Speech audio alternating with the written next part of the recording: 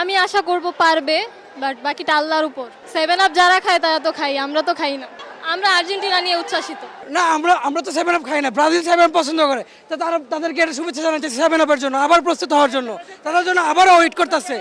এইসব লুলা টুলাদের চলে না, ব্রাজিলের এইসব লুলা ইঞ্জুরিদের চলে না, নেইমার চলে না, বাদ তাদের জন্য 7 আপ আবার ওয়েট করতেছে। লাস্ট ম্যাচ আমরা দেখেছি জার্মানি আর কুরাসাও খেলেছে, সেম অবস্থা ব্রাজিলের হবে। ইনশাল্লাহ 100% আশাবাদী আমরা, এবারও ইনশাল্লাহ আমরা ওয়ার্ল্ড কাপ ডিফেন্ড করবো।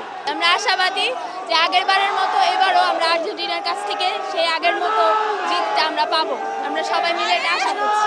না, এটা জার্মানিরও, বাট বাংলাদেশের কনটেক্সটে হচ্ছে মানে ব্রাজিল আর্জেন্টিনা জিনিসটা যেহেতু বেশি হয়, সেই কারণে ওরা আমাদের মক করে, আমরা ওদের মক করি। যেমন কয়েকদিন আগে দেখলাম থ্রি পিস বলে আমাদেরকে পচাচ্ছে। সো আমরা ওটা মানে মজার ইসের জন্য আমরা এটা করি।